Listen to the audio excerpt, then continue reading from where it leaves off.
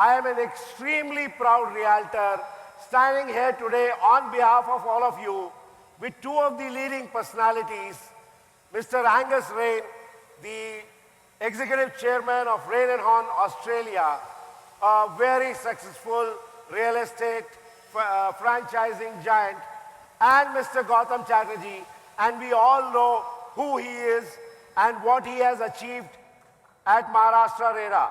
Ladies and gentlemen, I think it's a moment of pride for all of us that we have two of them sitting on the stage. Can we give them a big round of applause? Thank you so much. Without wasting a minute, I'm going to invite, and this is a very different kind of a panel that you will see. It's not just the normal panel discussion. So we're going to hear views from both of them, and then we are going to address a few questions to them. Mr. Angus Rain, can I request you to come and please address our realtors? I'm the fourth generation of my company to lead the firm. This is our first office, so Australia's a very young country, as a lot of you know. So we've been going for 136 years. This is our first office in Sydney, so back in 1883, so a long, long time ago. So we've been around for really nearly half of Australia's history. We've been here. And also we're one of the oldest family firms in the Southern Hemisphere, something I'm very, very proud of. These are the founders. You can see Tom Rain, my great-grandfather, and then Joseph Horn, and then my grandfather, Ned Rain. My grandfather fought alongside the Indian Army in Gallipoli. That didn't end so well because we took orders from the English, both Australians and Indians, and that didn't end so well. But he fought alongside the Indian Army. And then my father, Max Rain, who is retired, he retired about 10 years ago, and there's me, but I'm here in person, so you don't need to see a photo of me. I'm going to fast track our relationship. I'm a proud father of 5 children, and there's a 5th generation is up here behind you. You can see the 5th generation. So 1, 2, 3, maybe 5 children will join me in the business one day. And as you know, a lot of people I've met over the last couple of days either have friends who have migrated to Australia, cousins, friends, and even I think Mr. Chatterjee was in Australia. I was in India last week, and Mr. Chatterjee was in Australia. So there's an amazing cross-fertilisation between the two countries.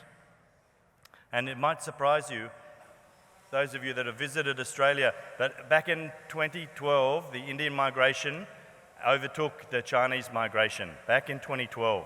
So it's certainly, we're getting closer and closer to both countries. So I've seen many changes in the industry over my 30 years, over a very, very long time. My father, who is still, as I mentioned, 88, and my great-grandfather, I should mention, actually started the NAR equivalent in Australia over 100 years ago.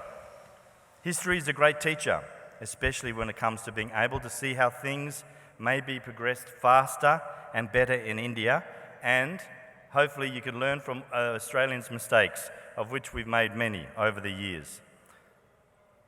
Your conference format is similar to other conferences I've attended in America, the UK, New Zealand, and of course Australia. But what I love about this country is the energy, optimism, and enthusiasm. There was certainly a lot of enthusiasm here about 10 hours ago dancing with me, about 10 hours ago. So this is really a truly, truly world-class conference. You should all be very, very proud to be part of NAR in India. This is amazing. So this isn't my first visit to India. I've travelled extensively, particularly in the southern states. So tonight I'm going to Bangalore and then to Goa. Just for an example, I'm here for 10 days. And I'm actually travelling with my beautiful wife, Natasha. She's down here. Give Natasha a warm Indian welcome. This is her first visit. So your rate of economic development has really accelerated, which is exactly what Dr. Chowdhury was saying in recent years, which is not surprising, and there's no doubt that India is fast becoming an economic powerhouse. You're already a cricket powerhouse, but I'm outnumbered. I'm not going to mention the Indian cricket team because I'm outnumbered here. And hopefully tomorrow we'll beat those English. Nothing better than beating the English. Isn't there, everyone? Nothing better. Australians and Indians, we love to beat the English. So hopefully tomorrow we'll get the Ashes. Along with this boom will come benefits and challenges. But maintaining and developing infrastructure will be one of those challenges. One of the main benefits of becoming an economy is the emergence of a strong middle class, those millions upon millions of people who are looking for a safe investment, a better lifestyle, and property meets this criteria hands down, and it is at the forefront of the Indian middle class's economic desires. So it's fantastic, and NAR are certainly at the forefront. I've seen similar economies in other countries go through the same transition over the last 30 years. And I believe India is better positioned to deal with this transition, perhaps learning from other countries like China, Korea, Malaysia, Indonesia, and Vietnam. And of course, I will go through the Australian experiences. Accompanying the growth in property and demand for housing, there'll be demand for new services in the Realtor sector. Not just sales, but certainly property management and of course, facilities management. Ultimately, the industry and public will seek some form of regulation that is already taking place. So you might be thinking, why is Angus putting up that slide, which is probably the biggest scandal in Australian cricket? About, 14 months ago, maybe, a year and a half ago? The reason why, we have laws in cricket, we have regulations in cricket, we have governing bodies, we have the international governing bodies, and every cricketing country in the world has their own respective governing bodies. You can imagine cricket without any laws and without any governing bodies. It would be utter chaos. I know the Indian government has recently introduced some reforms, including tighter regulation under RERA. I believe that this is the basis of the real estate sector, and NAR's job is to make a professional body aimed at recognising the skills of people who will be negotiating the sale of property, exactly what the past president said yesterday. This conference provides you the opportunity of determining the future position of the Realtor sector, the future position of the Realtor sector.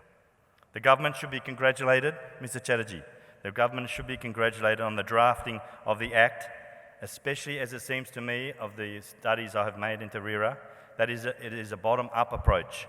What I mean by a bottom-up approach, this is consumer legislation for the consumer's protection.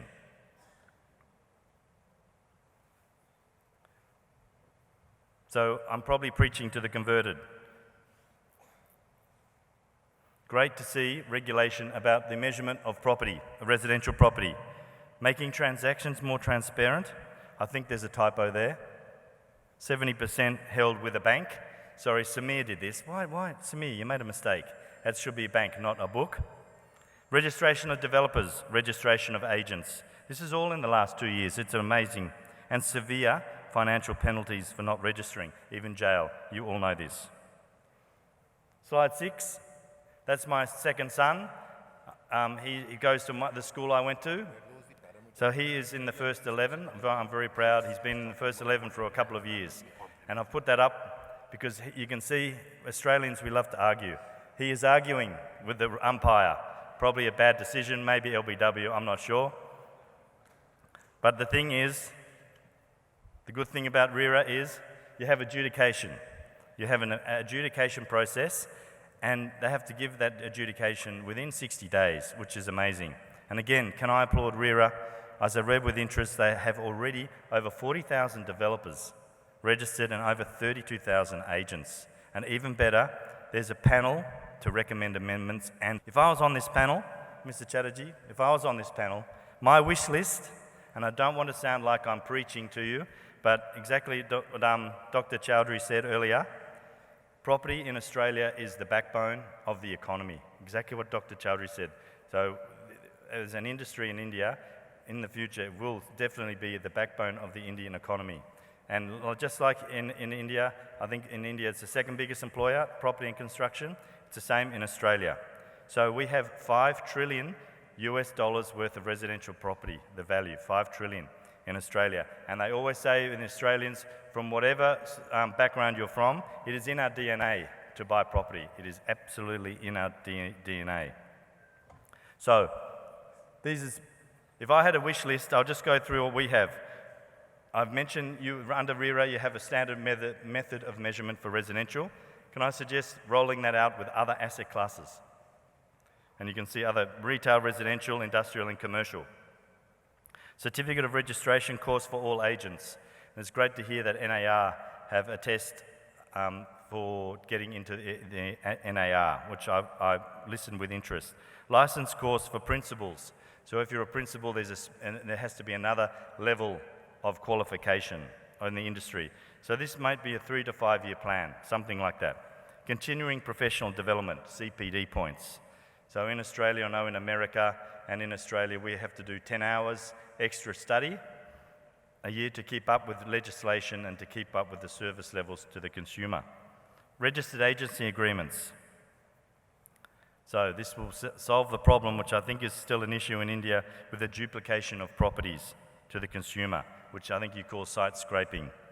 So in Australia, it's an offence to advertise property if you don't have a signed agency authority. Regulated inter-agent conjunction agreements, sales. So if you conjunct with another agent, you have a written form. So this, of course, will probably stop disputes, agent disputes. Fines for underquoting and overquoting. So in Australia, our Ministry of Finance, the inspectors will come into our office, our agent, and select a number of sales files. And they'll go through and check that you're not overquoting or underquoting to the consumer. Another consumer-led regulation to protect the consumer. Regulation of holding monies in a trust account. Consumer protection for tenants. This will be rental bonds, eviction, standard repairs, maintenance procedures, privacy consideration for owners. Also, landlords to be protected. It's not just about the tenant. Landlords, they have that property investment. Damage to premises, rent payments on time, yearly property inspection reports. Very important, and these are registered, so there's no arguments about the state of repair when the tenant moves.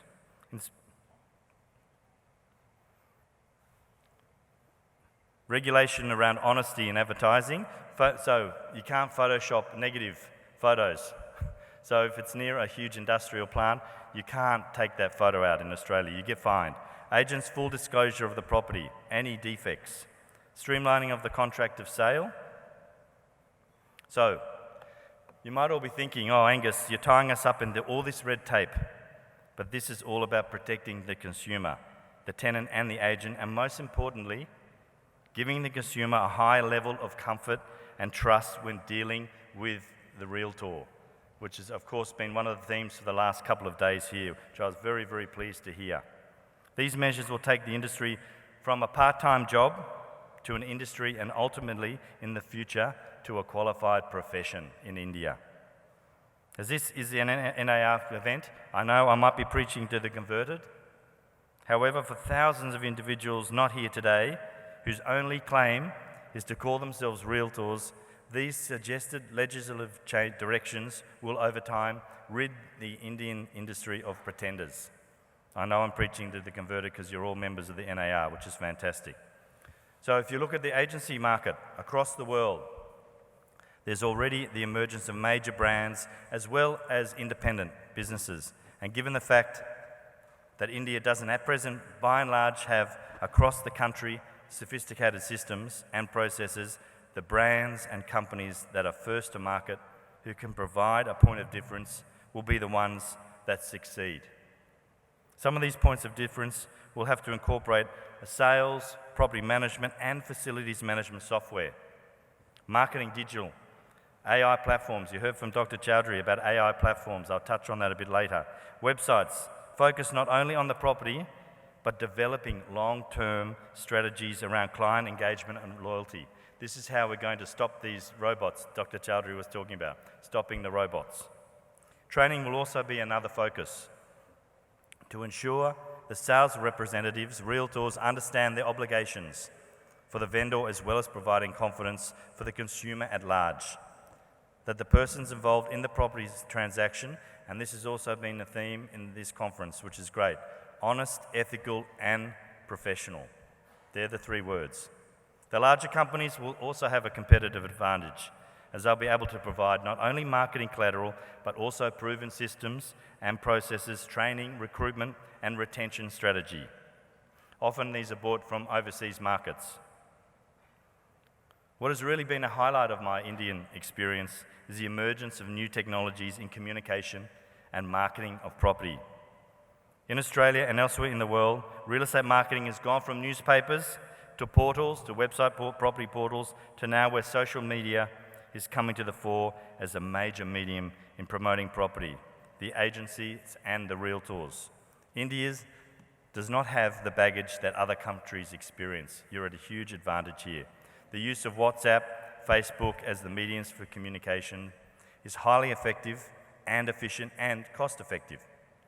There will also be a requirement to reach aspirational buyers, and some of the AI products, again, Dr. Chowdhury has spoken about machine learning and artificial intelligence, will be invaluable in the Indian market in the very, very near future. It might surprise you, we have a world-class AI platform we use in Australia.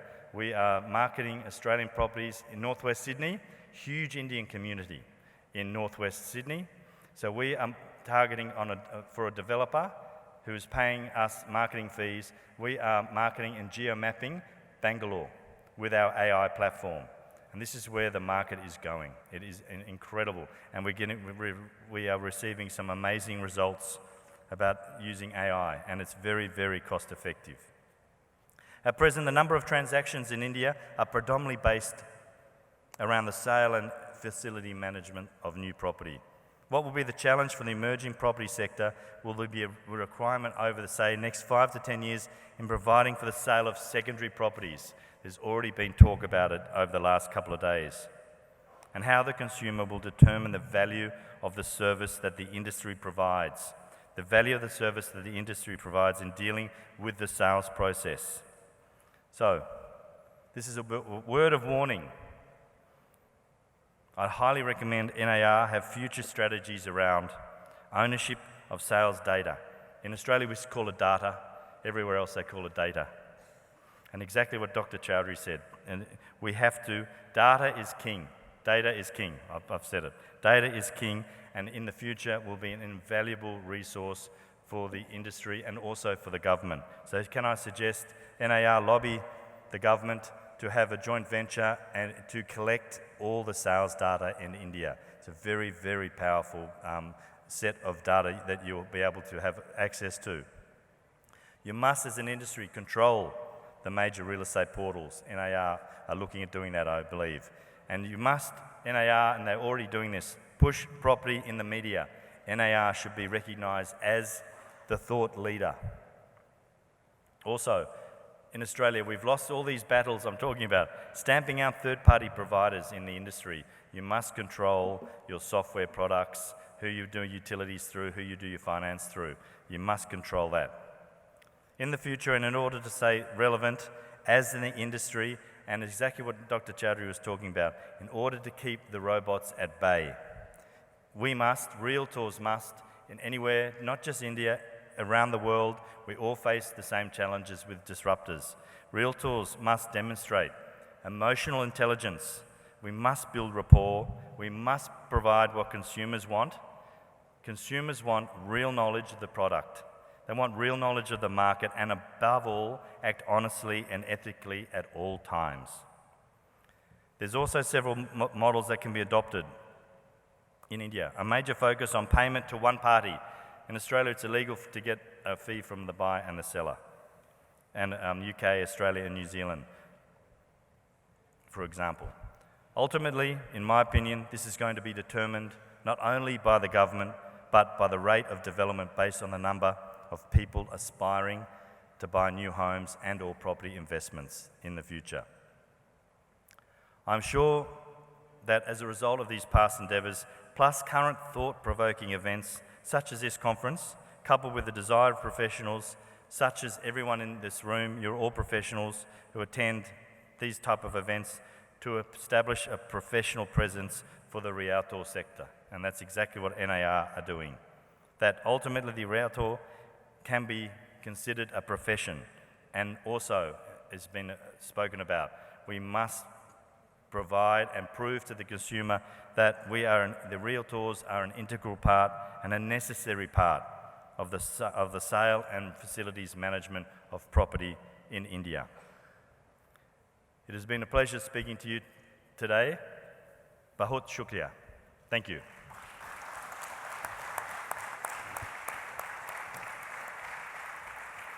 Thank you so much, Angus. Thank you so much.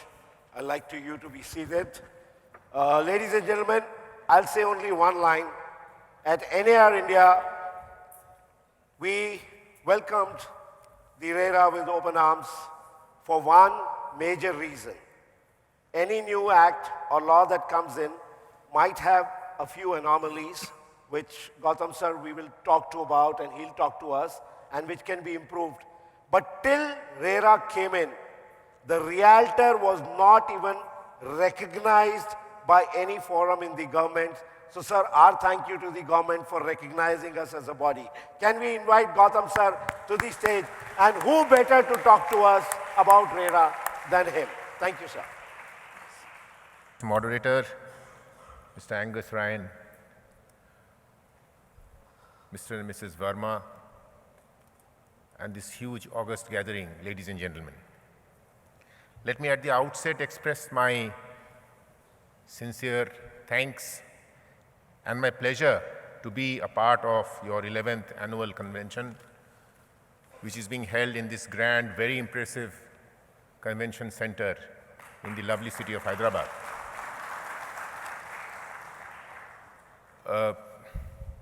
We have here in our midst people who have decades of experience of NAR, and our few overseas friends who have decades of experience of RER, real estate regulation. But then here in our country, real estate regulation is something which is new. So let me share with you not artificial intelligence, but then real-time real estate realtors intelligence. So I will run you through this small presentation that I have made for you, which will help me share my thought process in this new legislation that is being implemented in the country. But if I could just pick up one word which our first speaker was speaking when I was sitting here, that there is a huge difference between having something as a law or a legislation or a statute and executing it and implementing it. And in our country, we have often seen that there are excellent pieces of legislation and statutes, but then for want of proper implementation, it remains sometimes only on paper. Now, this is one legislation which came into the country. It was much required. And the need was that we implement this act in its letter and spirit so that we have a proper implementation and execution. I'm happy to share with you that Maharashtra was one of the states on the forefront when it came to implementation of the Real Estate Regulation and Development Act 2016.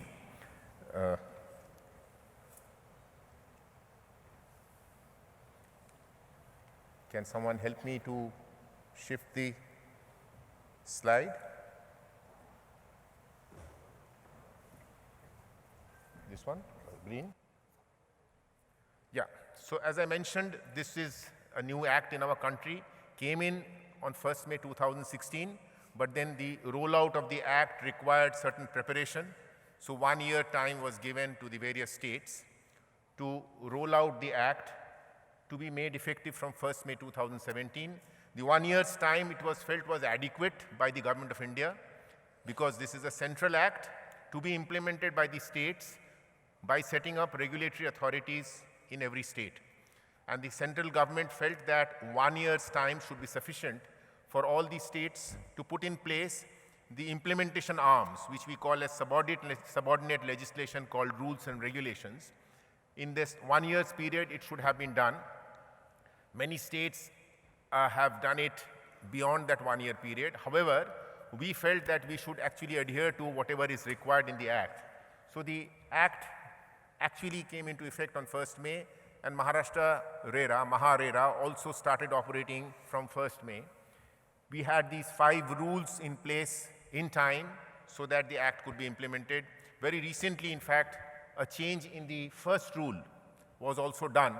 In fact, I must credit Mr. Ravi Verma for that, because he had taken up this issue in the Central Advisory Committee, stating that this Act, though talks about 3 stakeholders, the promoters, the realtors, and the consumers, however, is much tilted in favor of the promoters and the consumers, and doesn't talk much about realtors. And therefore, there has to be an aspect where if a realtor is aggrieved, then where does he go? And if he is aggrieved, he's aggrieved on which count? So there has to be some provision brought either in the Act or in the rules, so that when a realtor is aggrieved, he should be able to raise his grievance in the authority. Now, the provision in the Act, amendment in the Act, is a long-drawn process. However, I had assured Mr. Verma that Maharashtra will be certainly at the forefront to bring in necessary changes in the rules, so that if there is some violation of something which is due to you, rightly due to you, and doesn't come your way, then you should be able to raise a grievance. And I'm happy to note that this first rule was amended only a few months back, wherein this clause was introduced that wherever there is an agreement, when an agreement is signed between the buyer and the seller, the promoter, and it has been facilitated by a realtor, then the realtor should get his due. What is mentioned in that agreement, it should be mentioned in the agreement. So I thought that was a very necessary change that was required, and that was brought in. So that's how the rules were brought in. Rules are also supplemented by, as I mentioned, subordinate legislation called regulations. Regulations are brought in, and we felt that only the Act, the rules and regulations do not suffice in trying to educate the stakeholders about a new legislation, and it requires orders, circulars. So we were on the forefront on that also. Till date, we have now 39 such orders, circulars, and if you notice at the bottom of my presentation, all these are out in the public domain. So every information about the Act, the rules, the regulations, the orders, the circulars are all available in the public domain. Now, many times I'm asked that what is it that made Maha-RERA different when it came to implementation of RERA Act. So I thought, let me use this opportunity to also share as to what did we do, which was different maybe from the others, so that today we have more than 60% of the registered projects registered with Maharashtra. We have 75% of realtors registered across the country are with Maha-RERA. So what is it that made it different? Now, this is what it made it different. We had the interim authority in November 2017 itself, which was much in time, given 6 months' time further till April 2017 to set up the authority. We appointed a knowledge partner, KPMG, and we had an IT partner, Maha Online, which is a TCS and Government of Maharashtra joint venture, to assist us in taking this whole process forward. We felt that one good method to actually interact with people and stakeholders is the FAQ method.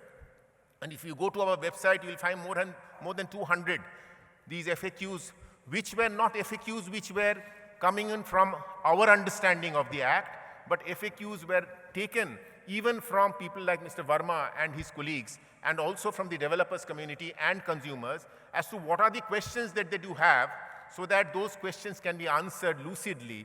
They understand the Act better.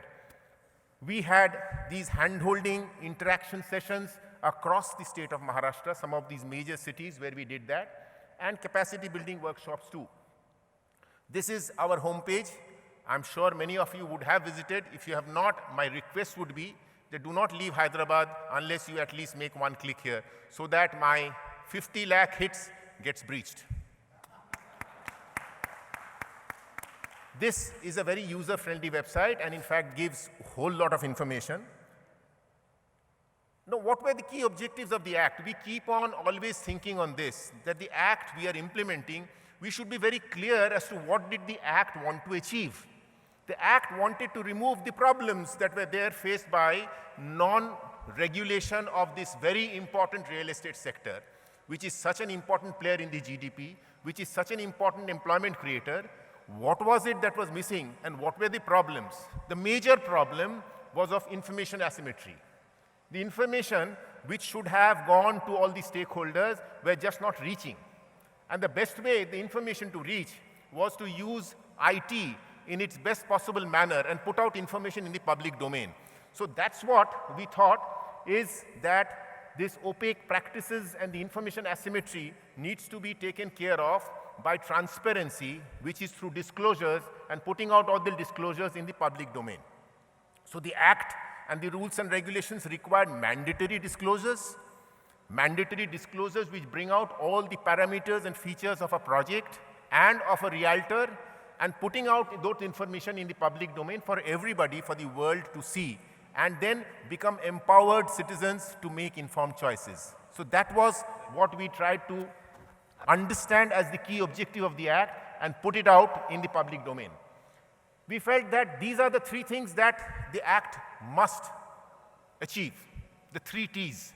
The three T's, first is transparency, which will end the abuse and malpractice, and also problems that arise from holding on to information which otherwise should be out and given to everybody. Timely completion. Now this has been another problem in this sector, and this in a cyclical industry that we are all in, where due to variety of problems, sometimes maybe the NBFC crisis coming in, liquidity crisis coming in, or a perception of a purchase decision being postponed for the time being, this all leads to situations where there is cash crunch in a project and the project does not get completed in time. Now, the issue of timely completion is something which I thought is another second objective of the Act, and we must achieve that. And you have a major role to play there, especially when I analyze the data that I have, and I find that 48% of the ongoing projects, 48% are unsold inventory. Now, if there is an unsold inventory of close to 50 out of every 100 flats or apartments in a building, that's not a sustainable situation. Now, that situation can only change with your help, because you are the ones which is supposed to facilitate the transaction between the developer and the buyer.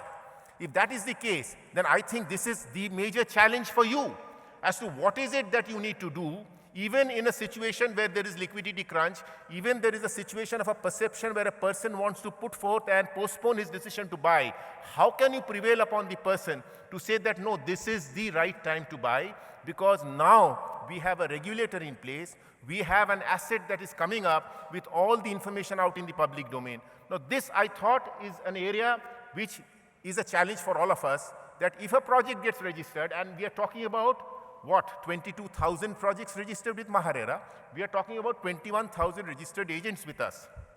Now they need to actually work over time to see how we have timely completion of projects. Third, the most important T, according to me, is that over the years of this problem in this sector, we have seen huge amount of trust deficit. Now, who has to bridge this trust deficit? I feel you are the bridge. You are the bridge to bridge this trust deficit which is there between the seller and the buyer. And if that has to happen, then you have a huge responsibility on your shoulders to take it forward. So I think these are the three T's which this Act is supposed to usher in. And of course, the speedy grievances of any grievance that anyone has should be actually addressed within 60 days. Now, as I mentioned, these are the 5 pillars of the Act. That transparency I mentioned, fiscal discipline, because the money is being collected should be utilized for the project. It has customer centricity, because that is the major people who have to be catered to. Accountability for all the stakeholders, they need to be accountable while they are actually implementing the project and taking any decision pertaining to the project, and speedy dispute resolution. As I mentioned, all the information about those projects, about registered agents, about all the complaints which have been decided. We have about more than 8,600 complaints filed till date, of which 5,500 have been decided. All those rulings, judgments are out there in the public domain. We have also appellate tribunal which have been deciding matters. Fortunately, it's only maybe 10 to 15% of the decisions taken at the lower authority level which are taken to an appellate level, which is a good thing, that we are not entering into a phase of continuous litigations, which is also not good. And the third point is another thing which is an innovation in Maharashtra, which we felt that rather than going through a mechanism of litigation to resolve disputes, can we have conciliation, where the representative of the developer, the representative of the consumer can sit, talk to them, and then they air their grievances and try to come to some resolution. And I am happy to note with you and share with you that in Pune, this resolution is 9 out of 10 get resolved in a compliant manner, without much maramari. So that is, we felt, is something which can be replicated and taken also ahead. This only shows how registered projects can be searched on the website. If you go in, you can get into all these projects. You can go and detail all the details of their certificates, of their original application, of their application, which every 3 months is changing because they are supposed to update the changes in the project. All that information is captured there.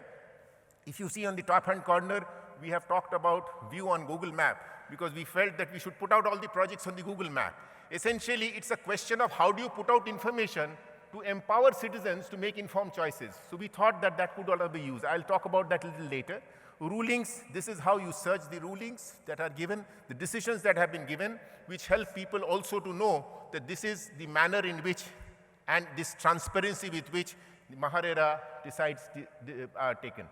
Some of the things that we thought that we should take further, because the Act is not merely timely completion, building trust, and transparency. We thought that we should also bring much more things in a project which will give more level of comfort to the buyer. And more the level of the comfort for the buyer, the better it is for the realtor to convince the buyer that no, this is the project where he should buy. So we thought we should now get into quality certification. As to the materials that are being used for the construction of the project, are the raw materials, the intermediates, the processes correct or not? So we have brought in a Form 2A, which makes the engineer of the project accountable to say that all the processes and the materials and other things are conforming to the national standards, the building code standards. That's another innovation that we have done. Skill development, we thought, is another area that we need to go into. We have these 15,000 projects which are ongoing. Some of them have got completed out of my 22,000. In those 15,000 projects, maybe there are 15 lakh people who are working, 1.5 million. Now, these workers have necessary skill, but there is no certification of that skill. And we felt that the time has come that over the next 3 to 5 years, we should have all RERA registered projects should be manned by workers who have certified skill. And for that, RERA has introduced training program. We are creating an army of 500 expert trainers who will then go out and then train these 15 lakh people. GIS mapping, I'll just show you, and then we have these online complaints for non-registered, unregistered. This is how you can go into the map of Maharashtra and pick and choose any bulb and get into that project, get the details of the project, who are the realtors associated with the project. All those details are available in that manner. Some recognition and motivation we got because of whatever we tried to do in the last 2 years. We were awarded the National E-Governance Award by the Government of India. We were awarded the CNBC Real Estate Award. We were awarded the Scotch Award. We were awarded the Person of the Year Award by the Construction Week. So to conclude, what will be the challenges and the way ahead? As I mentioned, this Act brought under its fold all unfinished, incomplete projects of the past.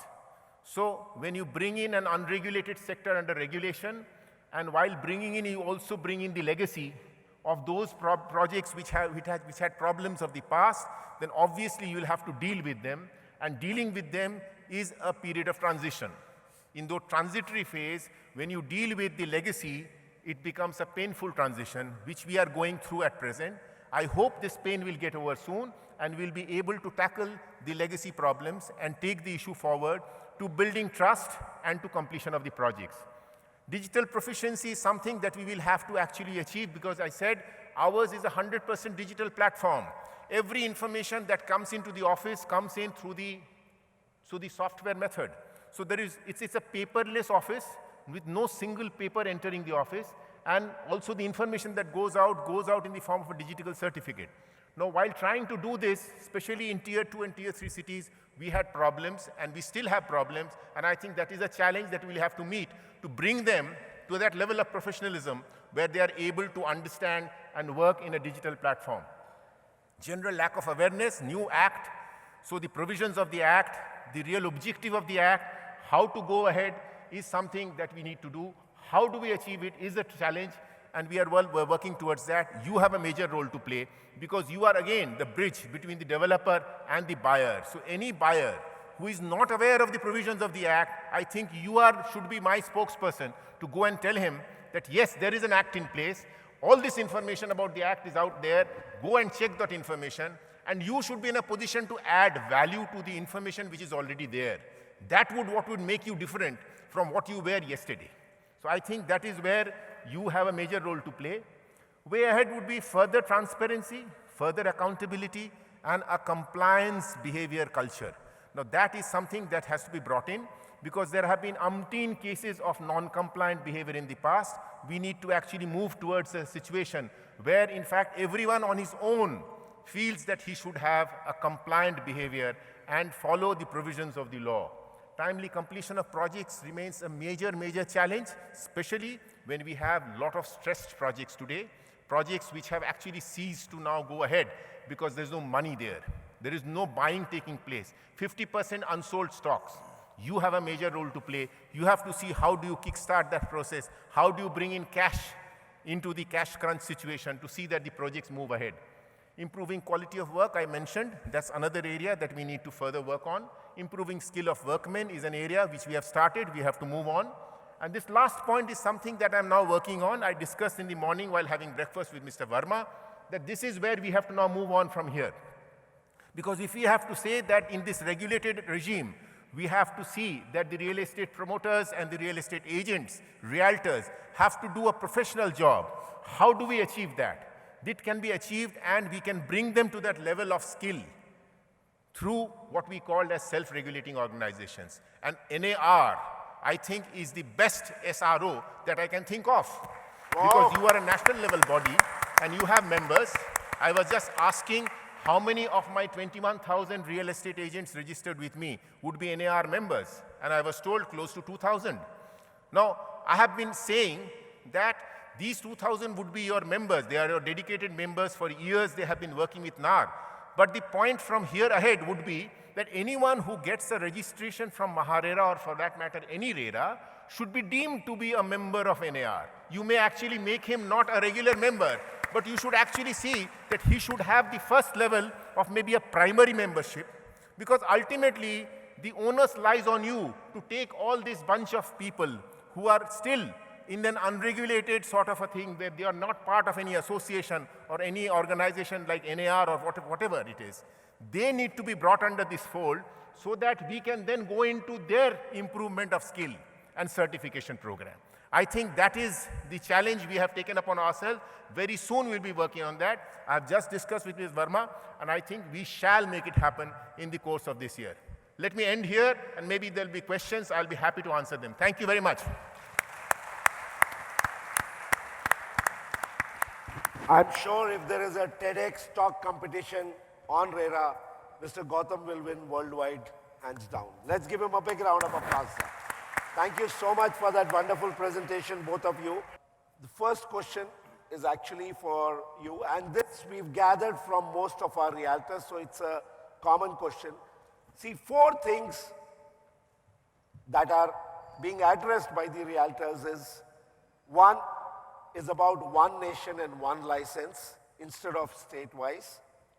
One fee structure across the country is the second point. There is an issue of proprietorship versus individual that's been causing a lot of concern to the realtors because the Income Tax Act recognizes both of them as a single identity. The rationalization of penalties, because the penalties seem to be way far higher than the actual brokerage or commission that an average realtor makes from a developer. And the commission assurance and timely payment as something that can be stored for the realtor in there. The way I will put this question is first to you, Gautam sir, and second to you, Mr. Angus, as to how in a country which has done this for 30 years as RERA in an advanced real estate world, how are these questions handled there? Thank you so much, sir. You have to realize that I have become old. You cannot shoot 5 questions and think that I'll remember all the 5 and then answer. One by one. Shoot one by one Yeah. and allow me to answer.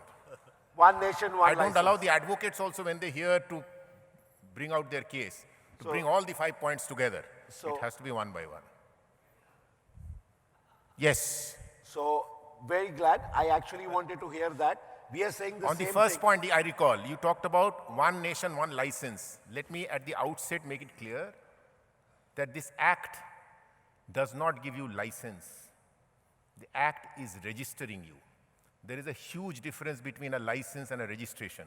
And I wish everybody should understand that whatever is being done in the form of registering either a project or an agent is not giving you license. It is your matter of right that you should ask for a registration and I shall give you registration. A license is something different, where I think 20 times whether I should give you, because it is a restrictive mode of trying to give you something or not giving you something.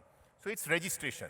The point was that yes, since this is a central act, there are realtors who are working across cities in the various cities of the country. You expect him to take different registrations from different RERA. So this matter has been discussed, and I must mention to you that we will be moving in that direction, because we are now talking about having a uniform platform where all the RERAs will actually join in so that there is one platform. Once we achieve that, we had preliminary meetings, we are working on that. Once we achieve that, then the participating RERAs in that platform will take a decision that yes, if there is a MahaRERA registered agent, I shall accept that registration across the country or across early members. So that is where we are working towards. I think we should be able to achieve that. Fantastic. Give us some time. Extension of that, sir, one fee across the nation, because the fee is varying across It the will states. happen if suppose I say that once in a platform there are 20 RERAs which are part of that platform, and all the 20 agree that whoever is registered with any one of the 20 will be accepted as a registered, then I think the fee also is taken care of. I don't think that should be an issue. Superb.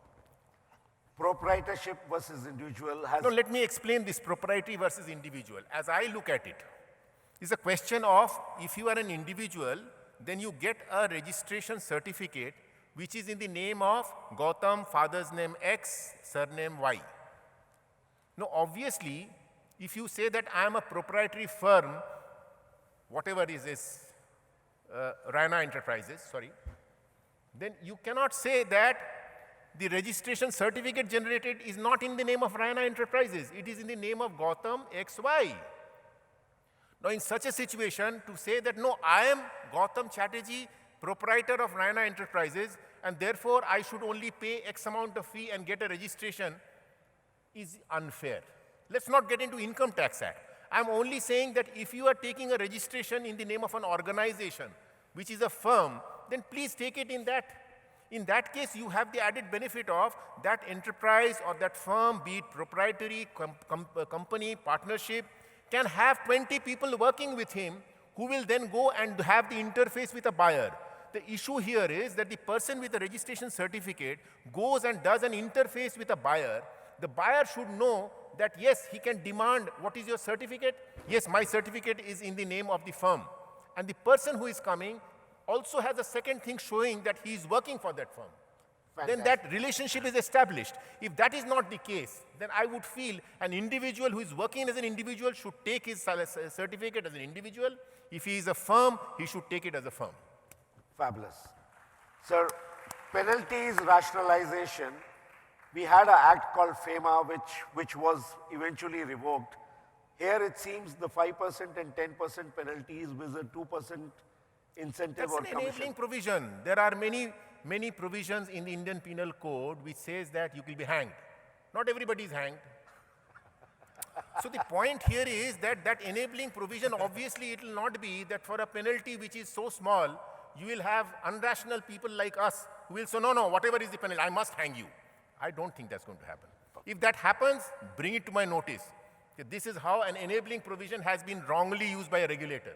I'm 100% sure no regulator will use the enabling provision in a more harsh manner than is required. This comes from my heart, absolutely from my heart, that not just RERA, I hope every bureaucrat in this country learns from Mr. Gautam and becomes, I think our country will progress very hugely. Thank you so much, sir. Angus, all the same questions, Bach one gaya. by one. Over? Thank you. Angus, all the same questions, one by one, but from a perspective of a country which has seen RERA being implemented 30 years back and as an advanced real estate nation. So thank you, Samir. I thought you were my friend with throwing me 5 questions at once. So I think that very impressive presentation, the 2 words that rung out to me, transparency and accountability. And that is exactly what the Act in Australia started from 30 years ago and exactly what Mr. Chatterjee and his team are doing with RERA. It's transparency, so it's a level playing field for consumers. So they can go and research every project. They have access to the past sales data, and that's so no one's at an advantage and no one's at a disadvantage. And again, it's all what I said, bottom up, which is exactly what RERA is, protecting the consumer and actually empowering the consumer in the sales process. So you should be congratulated. I've never met anyone with so much passion for law. It's amazing. Absolutely wonderful. So ladies and gentlemen, considering the time, we would take 1 question each for Gautam sir and 1 question from Mr. Angus, and we'll have to limit it there. So can we pass around the mic? I see one gentleman standing there. Can we give the question there? Can the mic reach there? Good afternoon. I'm Umesh from Brai, Bangalore. Mr. Samir, you have not completed the brokerage part of it, that question that has been diluted. Because now as a realtor, now we have a tag. There's a professional tag. But still we are hanging for the brokerage part of it, where even if you send a mail, if there is no confirmation, so there is no guarantee of brokerage. I request Mr. Gautam to highlight on this. Sir. Thank you. I'll just read out the change that Maharashtra government has done in its rules.